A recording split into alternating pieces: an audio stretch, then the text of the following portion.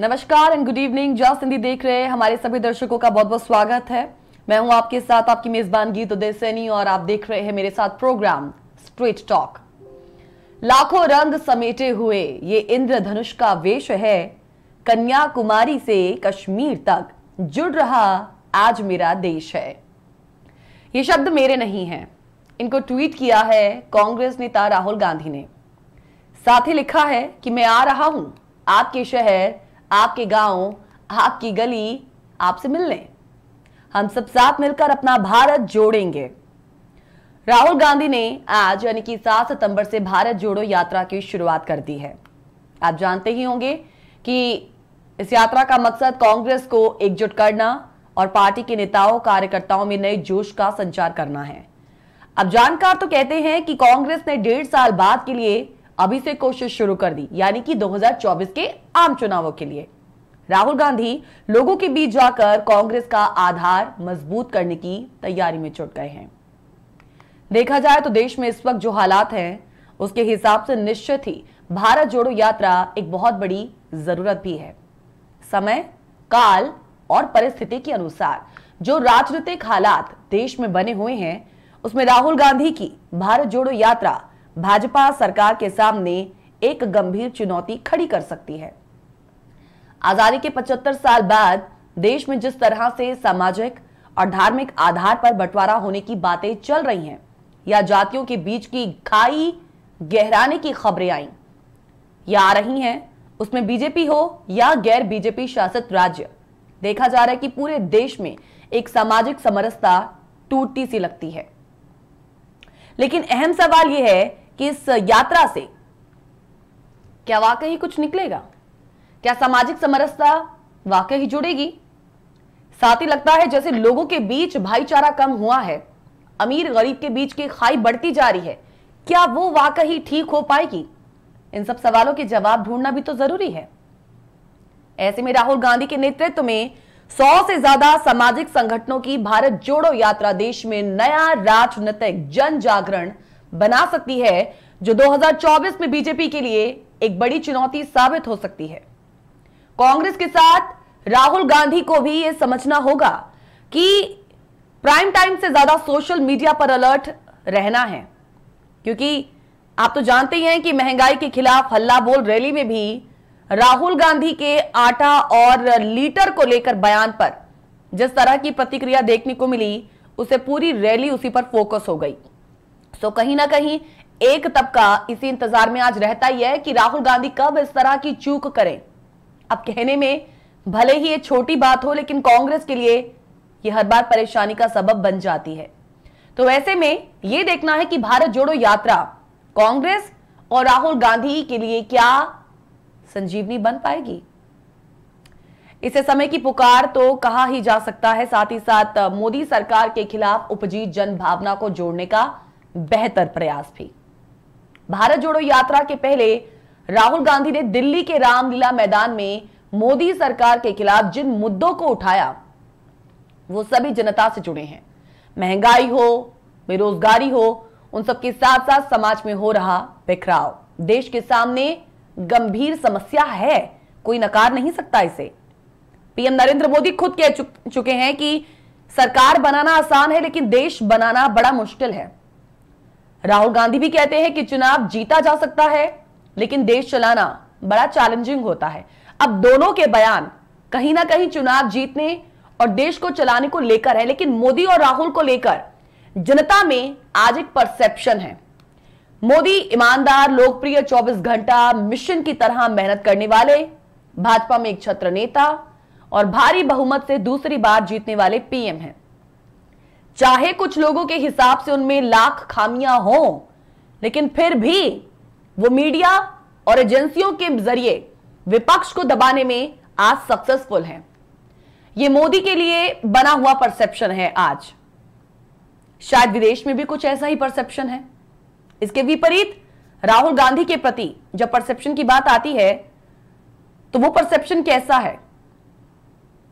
शायद यही कि वो ईमानदार हैं, सत्ता के लालची नहीं है, मोदी सरकार के खिलाफ सीधी लड़ाई भी लड़ते हैं, लेकिन नेतृत्व में मामले में नेतृत्व का जब ये सिचुएशन आती है तो उसमें उनका पलायनवादी रवैया है और फुल टाइम सियासत नहीं करते। विपक्ष कमजोर है, देश में समस्याओं का अंबार है। तो ऐसे में भारत जोड़ो यात्रा जनता को जोड़ने में कितना सफल होती है, ये राहुल गांधी के सामने सबसे बड़ी चुनौती है। अगर राहुल गांधी भारत जोड़ो यात्रा से जनता से सीधा संवाद करने में सफल रहते हैं तो निश्चित तौर पर कांग्रेस के अंदर गांधी परिवार के खिलाफ उठने वाली आवाज दब जाएगी और राष्ट्रीय अध्यक्ष के रूप में भी कहीं ना कहीं गांधी परिवार का वर्चस्व बने रहने पर भाजपा का कोई विरोध काम नहीं करेगा। तो आज भारत जोड़ो यात्रा की होगी। वैसे ये कोई पहली यात्रा नहीं है, हमारे बहुत से व्यूअर्स के संज्ञान में ऐसी और भी कई यात्राएं जरूर होंगी। आजादी के पहले और बाद भी देश में बहुत यात्राएं हुई हैं और गांधी जी की दांडी मार्च आजादी दिलाने में एक मील का पत्थर साबित हुई। फिर हम देखते हैं कि आज जो सिचुएशन है थोड़ी सी डिफरेंट है, अफसोस भी है। अब ना कोई महात्मा गांधी जी हैं और ना ही किसी को वैसा जन समर्थन मिल सकता है कभी। लेकिन ये जो आज हम कह रहे हैं, जो इस मंच से आज हम कह रहे हैं आपके समक्ष, क्या आप इससे वाकई सहमत हैं? आपका जवाब यदि हां है या फिर ना में भी है तो भी आप अपने विचार हमारे साथ आज के इस शो के माध्यम से, इस विषय के माध्यम से रख सकते हैं। इस वक्त टेलीविजन स्क्रीन पर आप देख रहे हैं कि भारत जोड़ो यात्रा किसको लेकर है। इसके लिए बाकायदा एक थीम तैयार की गई, एक एंथम तैयार किया गया, इसे टैग लाइन्स दिए गए और भारत जोड़ो यात्रा जो है इसको लेकर चर्चाएं बहुत पहले से ही छिड़ चुकी थी।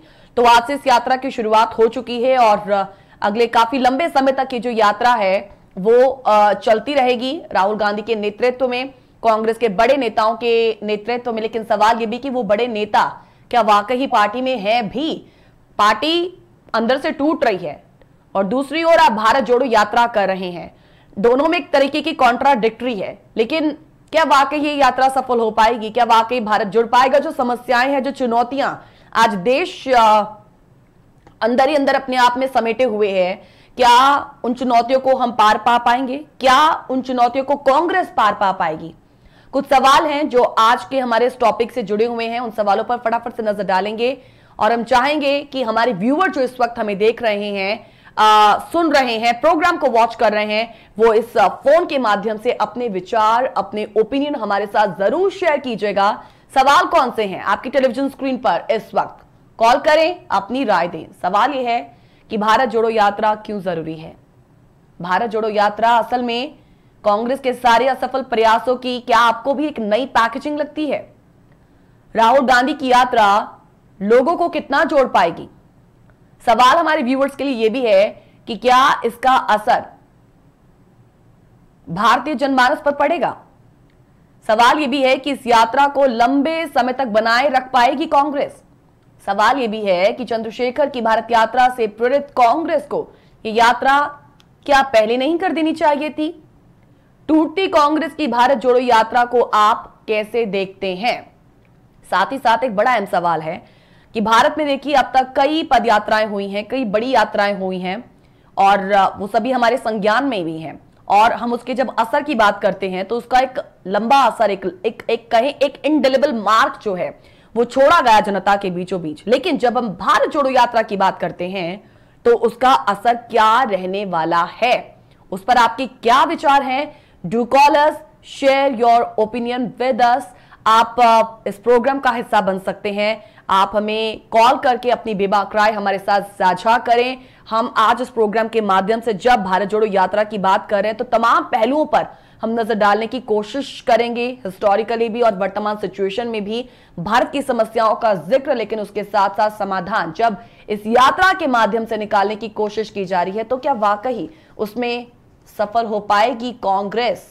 Do call us, share your opinion with us. थोड़ी देर में प्रोग्राम में मेरे साथ दो खास मेहमान जुड़ने वाले हैं।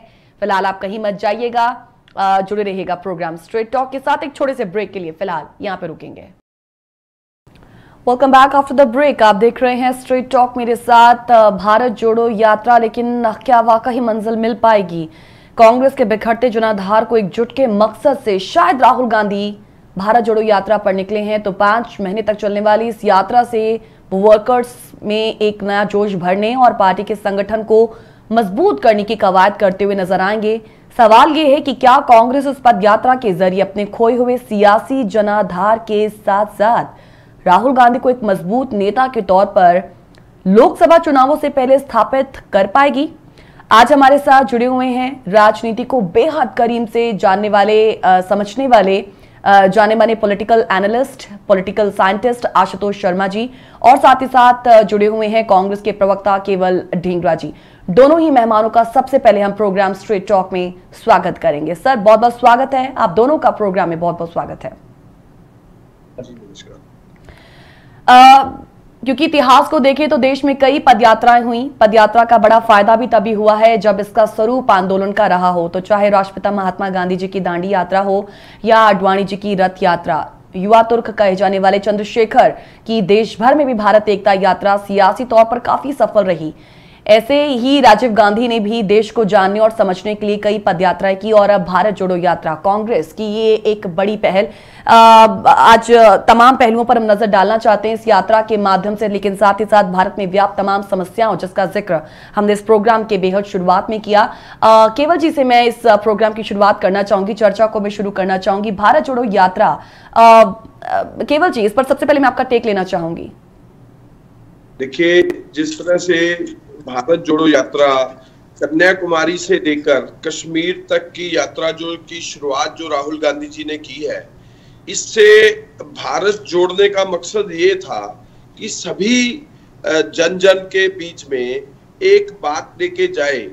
जिस तरीके से आज हालात है, आप ये देखिए, ये यात्रा करीबन 12 स्टेट से गुजरते हुए कन्याकुमारी से लेकर और कश्मीर तक करीबन 150 दिन में भारत जोड़ने के लिए और लोगों को जोड़ने के लिए और लोगों को ये बताने के लिए कि जिस तरीके से पूरे 8 साल के अंदर मोदी जी के राज में किस तरह से जो हाल हुआ, लेकिन हम इसमें ज्यादा राजनीतिक ना करके हम एक तरह से इसको नॉन पॉलिटिकल रखना चाहते हैं और नॉन पॉलिटिकल बात ही करना चाहते हैं कि लोगों को आपस में जो भाईचारा जोड़ने के लिए सबसे बड़ी ये यात्रा का जो शुरुआत है ये की गई है। और जो 8 साल के अंदर मोदी जी का जो सिस्टम रहा, जिस तरह की आपने एक पॉलिटिकल बात पूछी और पॉलिटिकल जवाब पूछा मुझसे, तो आज हमारे देश में जिस तरह से हालात हो रखे हैं, आप ये देखें कि आज महंगाई की बहुत बुरी हालात है।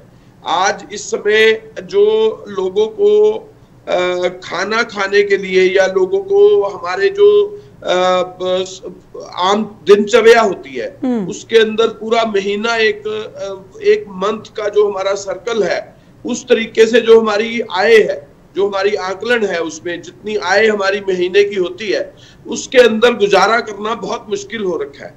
जिस तरीके से महंगाई बढ़ गई, जिस तरीके से इन्फ्लेशन इतना ज्यादा हो रखा है कि आम लोगों की पॉकेट जो है वो गड़बड़ हो रही है। तो हम लोगों के बीच में ये चीज लेके जा रहे हैं कि हम सब जन जन को जोड़कर एक तरीके से एक नया माहौल देश के अंदर लाए, जिससे हर आदमी, हर धर्म, हर जाति, हर लोग आपस में जुड़े, आपस में बात करें, आपस में ये भाईचारा रखें कि जो हमारे जन जन बिखर गए, जिस तरीके से इन्होंने 8 साल के अंदर केवल जी बड़े सारे असफल प्रयास, बहुत सारे, केवल जी बहुत सारे असफल प्रयासों के बाद ये एक नई पैकेजिंग सी हमें लगती है, लेकिन इसको शुरू करने में बहुत आपने देर नहीं लगा दी।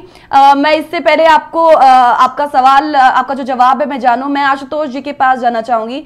आशुतोष जी, केवल जी कहते हैं, कांग्रेस कहती है कि ये जो यात्रा है ये गैर राजनीतिक है, लेकिन इसका जो एक सियासी मकसद है वो भी जग जाहिर ही है। क्या आप इस बात से सहमत हैं? देखिए, आज की जनता बड़ी जागरूक है। आज इलेक्ट्रॉनिक मीडिया काफी एक्टिव है। पहले पेपर मीडिया होता था, आज इलेक्ट्रॉनिक मीडिया। किसी भी दुनिया के कोने में कोई भी घटना घटित होती है तो पूरी दुनिया को उसकी बहुत जल्दी जानकारी मिल जाती है, और जनता को हम दिग्भ्रमित नहीं कर सकते, जनता को हम बहका नहीं सकते, झुठला नहीं सकते। जो सत्य है वो जनता सब जानती है। और ये जो यात्रा का उद्देश्य है, ये भी हम और आप सभी जानते हैं कि हम किस उद्देश्य से यात्रा कर रहे हैं। भारत जोड़ो। मैं आप के माध्यम से केवल ये कहना चाहूंगा कि भारत एक अखंड भारत देश है। मैं किसी राजनीतिक उससे नहीं जुड़ा, किसी पार्टी से नहीं जुड़ा, लेकिन मेरी अपना आंकलन है, भारत तो अखंड है। हमारे देश में विभिन्न धर्म है, विभिन्न जातीय लोग रहते हैं, विभिन्न भाषा है, विभिन्न तरह का खान पान है, विभिन्न जलवायु है, सब कुछ, इन सब के बावजूद हम सब एक। तो ये जो यात्रा है भारत जोड़ो, भारत तो एक यूनाइटेड है, लेकिन मैं जहां तक समझता हूँ कि राहुल गांधी एक प्रयास कर रहे हैं कांग्रेस पार्टी से लोगों को जोड़ने का। तो वो एक उनका प्रयास बड़ा सराहनीय है, और पार्टी को जोड़ना, पार्टी से ज्यादा लोग जुड़े जिससे आगामी चुनावों में पार्टी को फायदा हो सके, ये एक उनका उद्देश्य साफ स्पष्ट नजर आता है। नंबर एक। दूसरी बात है कि ऐसी पदयात्रा समय समय पर भारत में होती रही है। भारतीय जनता, जैसा अब से कुछ समय पहले तक भारत की अधिकांश जनता भारत के ग्रामों में पास करती थी, गाँवों में रहती थी, तो जन जन से जब मिलने का समय आता है तो भारत के ग्रामों में जाकर लोग पद यात्रा करते थे। गांधी जी ने दांडी यात्रा भी की, तो उनका भी उद्देश्य ये था जन जन के बीच में जाके उनको अपना संदेश पहुंचाना। ऐसा ही राहुल गांधी जी कर रहे हैं, जो 12 राज्यों से गुजरती हुई 150 दिन की यात्रा है, वो भारत जोड़ो ना कहकर के, अगर मैं कहूँ कि कांग्रेस से जुड़ो, कांग्रेस से जोड़ने का प्रयास किया जा रहा है। ये उनका उद्देश्य, ये जो वो है अपने हिसाब से एक सराहनीय कार्य कर रहे हैं कांग्रेस पार्टी से लोगों को जोड़ने का। लोग कहाँ तक जुड़ पाते हैं, कहाँ तक नहीं जुड़ पाते, ये समय बताएगा। अभी उनकी यात्रा की शुरुआत है।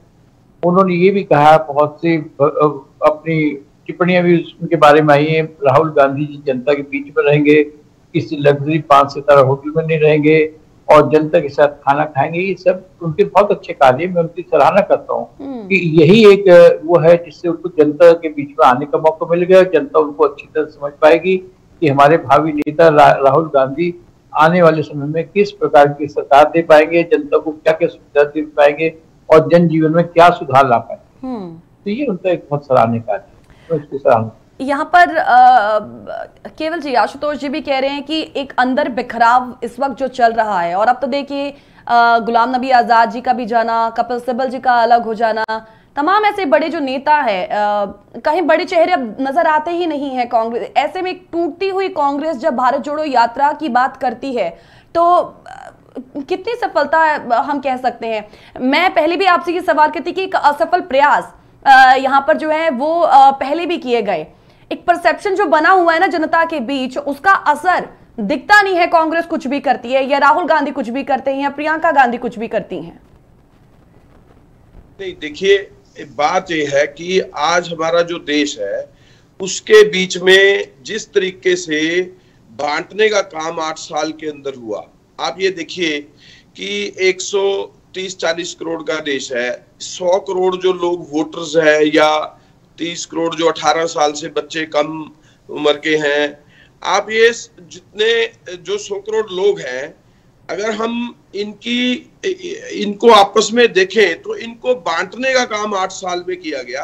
ये जो भारत जोड़ो यात्रा है, ये उनको हम जोड़ने की बात कर रहे हैं, इनको हम आपस में मिलाने की बात कर रहे हैं।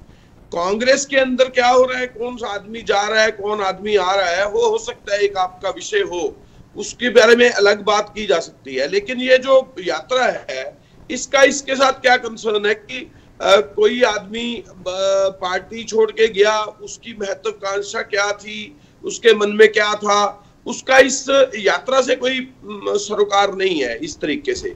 हाँ ठीक है, मैं मानता हूं कि कोई जब कांग्रेस छोड़ के कुछ लोग गए, उनकी महत्वाकांक्षा हो सकती है, और वो पार्टी से बड़े नहीं हो सकते, पार्टी बड़ी होती है, जो नेता है वो पार्टी के अंदर है तो पार्टी मजबूत होती है। उनका जाने का हमें लॉस भी हो सकता है, लेकिन जहां तक बात यह है कि कई लोग नए जुड़ेंगे, कई लोग महत्वाकांक्षा की वजह से हो सकता है कांग्रेस से गए हो, लेकिन पार्टी बड़ी है, पार्टी का महत्व बड़ा है, पार्टी का सिस्टम बड़ा है। आज मैं तीसरी जनरेशन में स्वतंत्रता सेनानी परिवार से हूँ।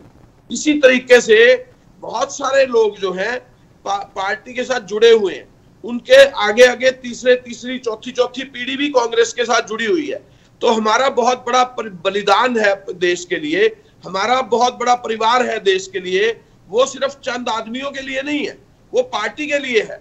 और वो पार्टी जो है जिन्होंने देश को आजाद किया, जिन लोगों ने देश को आजाद कराने में पूरी भूमिका निभाई, वो लोग आज कन्याकुमारी से लेकर कश्मीर तक, और जो हमारा पूर्वी और उत्तरी और पश्चिमी और सारे तरफ की दिशाएं हैं, सभी जगह पे जितने जन जन हैं, वो सभी लोगों ने मिलकर देश आजाद करवाया। और वो देश जब गांधी जी के टाइम पे, गांधी जी की मूवमेंट से जो हुआ, और भी बड़े सारे लोगों की मूवमेंट से जो हमारा देश आजाद हुआ, जिस तरह से भगत सिंह थे, जिस तरह से और भी बड़े सारे, मैं अब गिनूंगा तो बहुत सारे लोग हो जाएंगे। मैं ये सिर्फ इतना ही कहना चाहता हूं कि इतने लोगों की वजह से हमारा देश आजाद हुआ, जो पूर्णतः आजाद हुआ।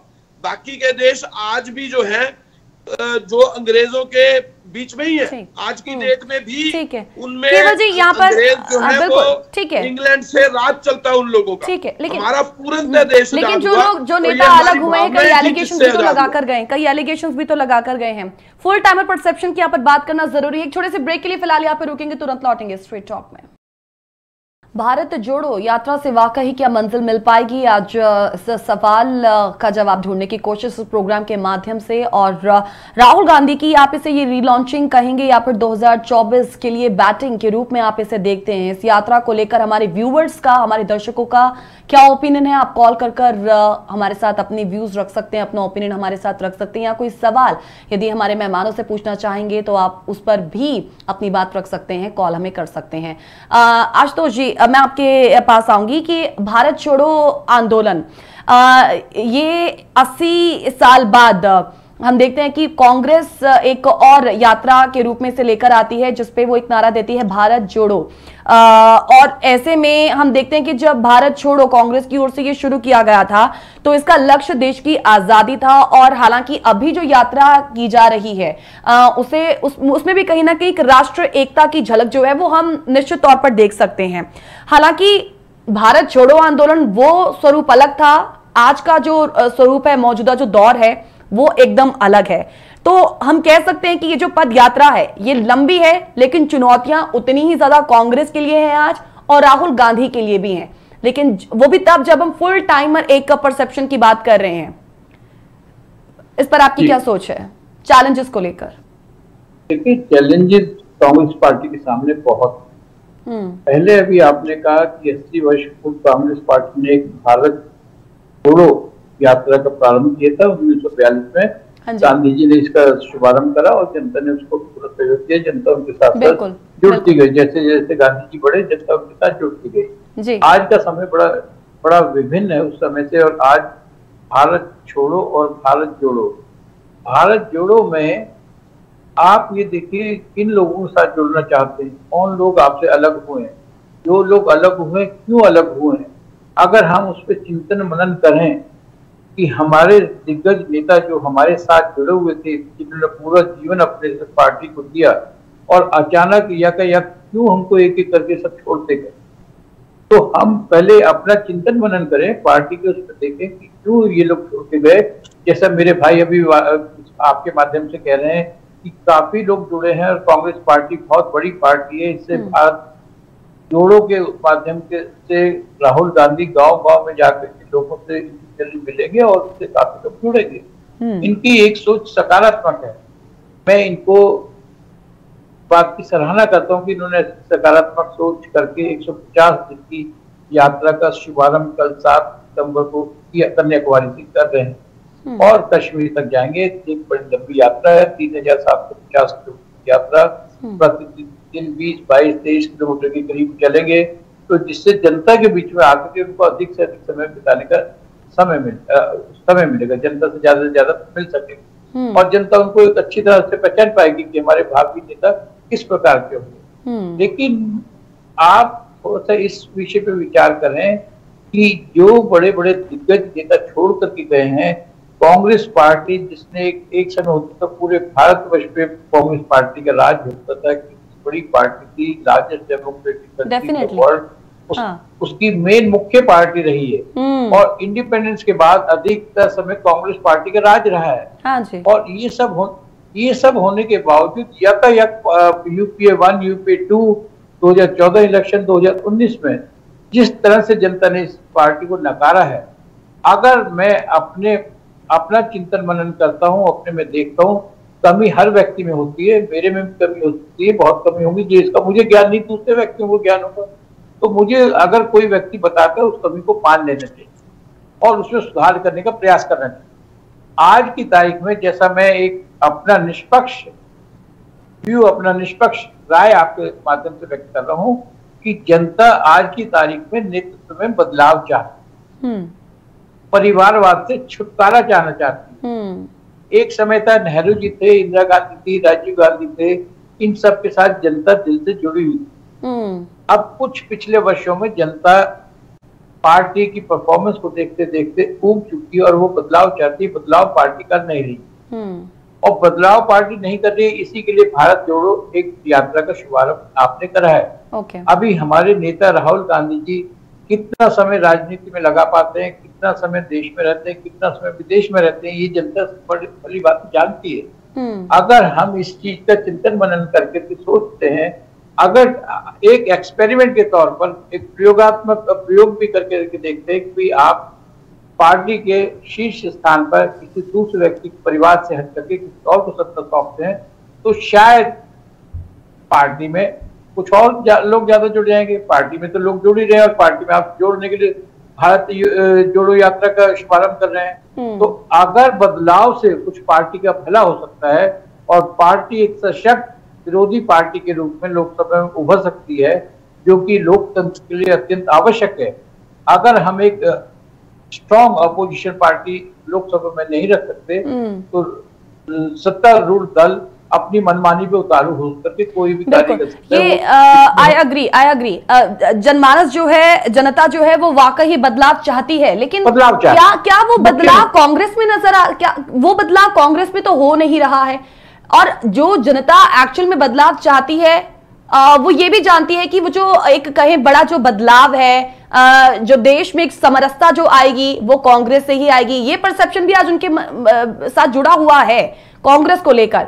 तो आज ये जो बदलाव है वही तो नहीं हो रहा। ऐसे में ये जो पदयात्रा है तो ये तो बहुत पहले शुरू हो जानी चाहिए थी, बहुत पहले हो जानी चाहिए थी। जब देखिए अभी हाल ही में 5 राज्यों में चुनाव हुए, कांग्रेस पार्टी के नेतृत्व में प्रियंका गांधी ने उनकी जिम्मेवारी ली कि मैं चुनावों को अपने उसमें सुपरविजन में चुनावों की निगरानी करूंगी और 5 राज्यों में करारी शिकस्त का सामना करना पड़ा कांग्रेस पार्टी को।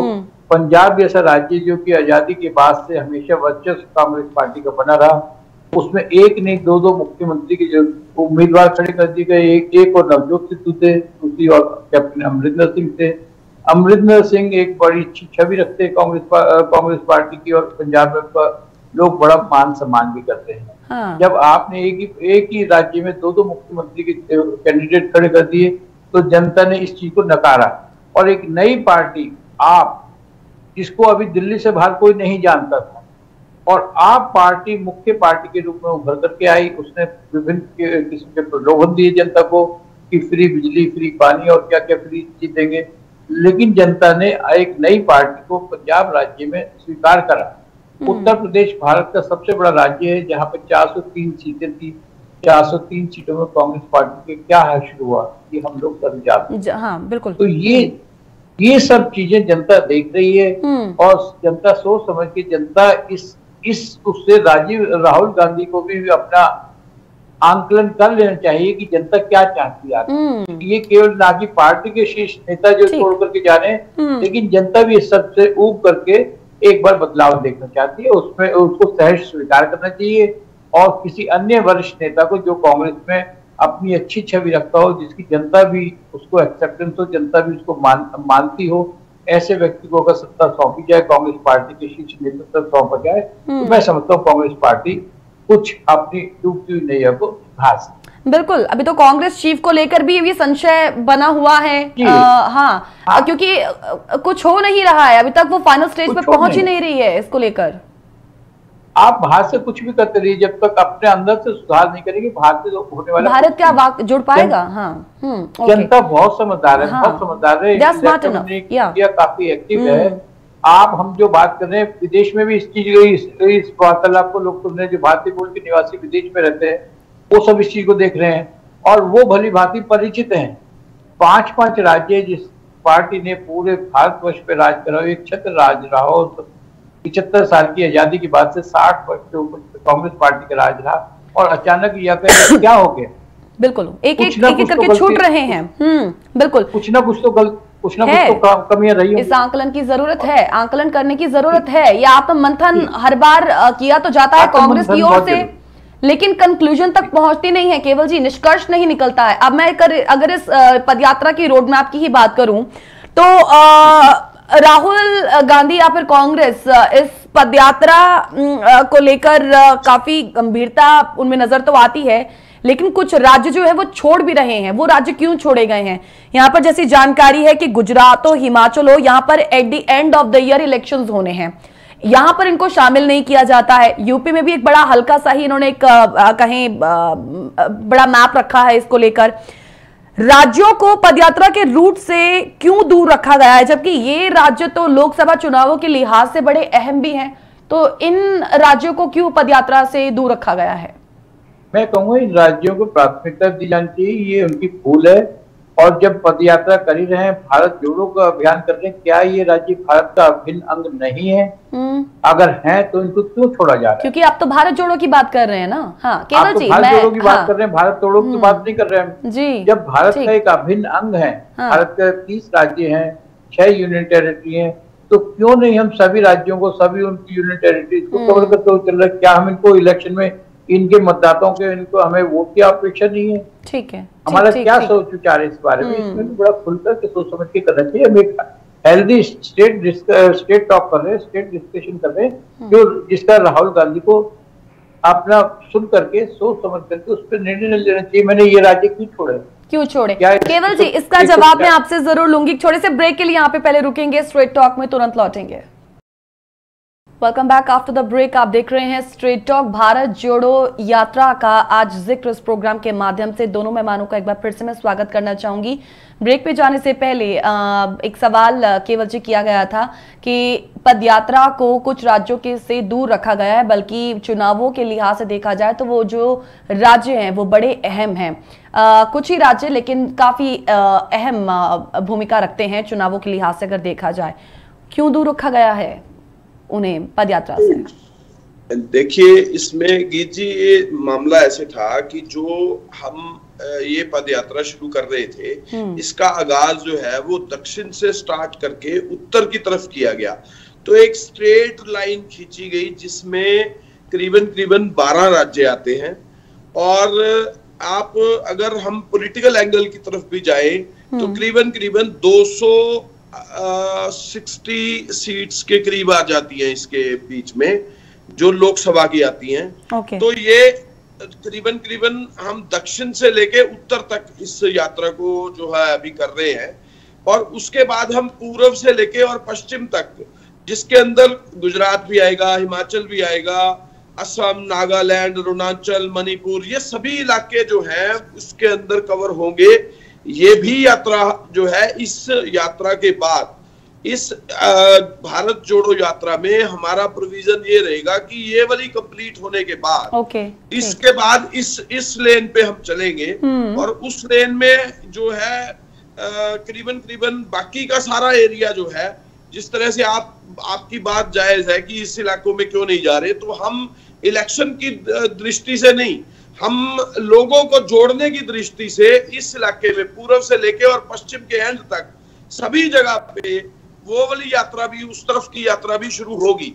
इसका आकलन कल जयराम रमेश जी ने अपने वक्तव्य में भी रखा था, और उन्होंने इसी बात का जवाब कल दिया भी था कि ये यात्रा कंप्लीट होने के बाद इस यात्रा का आगाज किया जाएगा और पूर्व से लेकर पश्चिम तक, लेकिन तब तक चुनावों का ऐलान भी हो चुका होगा, इस एरिया को भी कवर किया जाएगा। पूरा भारत जोड़ने के लिए कांग्रेस पार्टी लगी हुई है, और जिस तरीके से अभी एक आकलन भी रखा कांग्रेस सिकुड़ रही है, कांग्रेस में दिक्कत हो रही है, कांग्रेस में पिछले साल से वो हो रहा है। तो मैं पॉलिटिकल एंगल भी एक चीज बताना चाहता हूं। आप 2019 का लोकसभा का रिकॉर्ड चेक करिए, उसके अंदर करीबन देखिए हमारा 100 करोड़ वोटर है पूरे देश के अंदर, जिसमें करीबन हमें 66 करोड़ के करीब वोट पड़ी। उसमें आप अगर आकलन करें तो 22 करोड़ वोट जो है वो मोदी जी को मिली अंदाजा करीबन, और जो कांग्रेस को वोट मिली वो 12 करोड़ थी। आप ये देखिए कि अगर हम कितना डाउन गए, कितना हमारा नुकसान भी हुआ, कितना हमारा एक तरह से हम 60 साल हमने सेवा की देश की, तो 60 साल के बाद अगर हम इनके अच्छे दिनों के वायदों से, इनको ये दिखाने से कि हम आएंगे तो पता नहीं क्या नई चीज लेके आएंगे। केवल जी आप एक डाउनफॉल की बात कर रहे हैं, उस डाउनफॉल के बाद कांग्रेस उठी भी तो नहीं ना, अनियमितताएं इतनी ज्यादा, और उसके बाद हम देखते हैं कि एक असंतोष पार्टी में रहता ही है, और उसी असंतोष की वजह से आज पार्टी के जो वरिष्ठ नेता है वो भी मुंह मोड़कर खाज खड़े हैं पार्टी से। इसे नकारा नहीं जा सकता। विधानसभा चुनावों में कितनी हार मिली और उसका ठीकरा भी राहुल गांधी पर ही फूटा। जी मैं अपनी बात पूरी कर लूं, फिर उसके बाद आप आकलन लीजिएगा। मैं एक सिर्फ इतनी चीज कहना चाहता हूं, 2014 से लेकर जब अच्छे दिनों के वायदे किए गए थे, और वो लोगों के आज 8 साल के अंदर हमारे देश के अंदर जो 55 लाख करोड़ 1947 से लेके और 2014 तक लोन लिया, कर्जा लिया गया, आज वो कर्जा बढ़कर 155 लाख करोड़ हो गया। 100 लाख करोड़ लोन भाजपा की भी मोदी और अमित शाह की सरकार ने 8 साल के अंदर देश के अंदर लिया। आप इस चीज का आकलन करें कि 100 लाख करोड़ लोन जो लिया गया वो किन को दिया गया, उसके फायदे किन लोगों को पहुंचाए गए? वो सिर्फ उन लोगों को पहुंचाए गए जो बड़े बड़े पूंजीपति थे। जो एक हमारा जो देश बसता है, जहां पे गरीब बसते हैं हमारे देश में, जिनको उत्थान के लिए काम होना चाहिए था, वहां पे नहीं हुआ।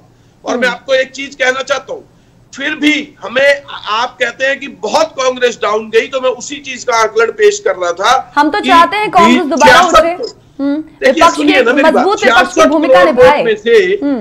एक मिनट सुनिए ना, 66 करोड़ वोट में से 1/3 हिस्सा, करीबन 33-34% वोट ही बीजेपी को पड़ी। 1/3, आप इस चीज को मानिए। और अगर हमें वोट 12 करोड़ पड़ी तो हम, आप उसके लगा लीजिए कि उसका आधा ले लीजिए हम, लेकिन जो 34 करोड़ वोट लोगों ने भाजपा को 2019 में नहीं दी, आप उनको भी साथ में, हमारी 12 करोड़ वोट अलग कांग्रेस की छोड़ दीजिए, जो वोट 22 करोड़ के बाद 66 करोड़ थी, वो 34 करोड़ वोट जो अलग अलग दलों को, अलग अलग इंडिविजुअल पार्टीज को मिली, वो भी लोगों ने बीजेपी को वोट नहीं दी। आप ये देखिए, एनडीए घटता जा रहा है, सिकुड़ता जा रहा है, और यूपीए बढ़ता जा रहा है। तो आप ये भी आकलन कीजिए कि 12 करोड़ वोट जो है वो कांग्रेस इंडिविजुअल को पड़ी, और टोटल वोट जो है वो 34 करोड़ अलग से पड़ी। तो अगर हम इस चीज का आकलन, अगर हम उसी भारत को जोड़ने की बात करें, तो वही 34 और 12 करोड़ वोट, 46 करोड़ वोट मोदी जी के ऑपोजिट में पड़ी है। आप उस चीज को काउंट कीजिए, और आप 22 करोड़ वोट को कर रहे हैं और सिकुड़ती हुई कांग्रेस को बता रहे हैं। मैं आपको ये कह रहा हूं कि हम भारत जोड़ो का इसलिए मिशन पे चले हैं कि वो सारी की सारी जो 34 करोड़ हमारे से अलग पार्टियों में गई, वो भी कांग्रेस के छूटे हुए दल थे, जिनसे वो वोट अलग अलग दलों में गई। हम उनको जोड़ने की बात कर रहे हैं। और मैं आपको फिर कहना चाहता हूं, आप इस चीज का अगर खोजी पत्रकारिता से एंगल के से जांच करेंगे, तो देश के सारे क्षेत्रों को हम आपस में जोड़ने की बात इसीलिए रख रहे हैं कि जो 66 करोड़ वोट थी, या 66 करोड़ लोग जो वोटर थे, वो उनका जो एंगल चेंज हुआ, हम उनको जोड़ने की बात कर रहे हैं। और जोड़ने की बात हम धर्मों, जातियों से जिस तरीके से भाजपा ने तोड़कर वोट ली, हम उन्हीं को दोबारा से वापस जोड़ने की बात कर रहे हैं। ठीक है, मैं आशुतोष जी से इसका जो जवाब है जरूर लेना चाहूंगी, लेकिन इसके साथ साथ, क्योंकि मेरे पास समय भी कम है, प्रोग्राम को ऑलमोस्ट हम अब एज पे लेके जाना है, रैप अप करना है। राहुल गांधी को लेकर मैं क्योंकि शुरू से ही परसेप्शन की आशुतोष जी यहाँ पर बात कर रही हूँ, पीएम नरेंद्र मोदी से जब उनको कंपेयर करते हैं तो तथ्यों के आधार पर वो सीधी लड़ाई तो कांग्रेस करती है, लेकिन उसमें हमेशा असफल रह जाती है। हम ये कहें कि राहुल गांधी उस चीज का पूरा फायदा उठा नहीं पाते हैं, और अब जब वे भारत जोड़ो यात्रा लेकर आए हैं, क्या होगा, इसका इंपैक्ट क्या पड़ेगा, इंडेलिबल मार्क क्या छोड़ेगी कांग्रेस, वो बात की बात है, वो समय बताएगा। लेकिन फिलहाल जो स्थितियां व्याप्त हैं उसको लेकर आकलन तो किया ही जा सकता है। बिल्कुल ठीक कहा आपने। मैं अपने आकलन में ये कहूंगा कि राहुल गांधी जो है भारतीय राजनीति से बहुत अनभिज्ञ हैं। उनको इतना राजनीति का अनुभव नहीं है जी। जहाँ तक राहुल गांधी जी की दादी थी इंदिरा गांधी, राजीव गांधी, उन लोगों ने देश में शासन करा, बड़ा अच्छा शासन करा। कॉलर इस वक्त हमारे साथ जुड़े हुए हैं, उन्हें सुन ले जी जी वालिया जी, बहुत बहुत स्वागत है आपका स्ट्रेट टॉक में। समय कम है सर, जल्दी से अपनी बात रखिएगा प्लीज। हाँ जी, मैं सिर्फ जल्दी करूंगा बिल्कुल। ये कांग्रेस पार्टी है। मैं मानता हूं कि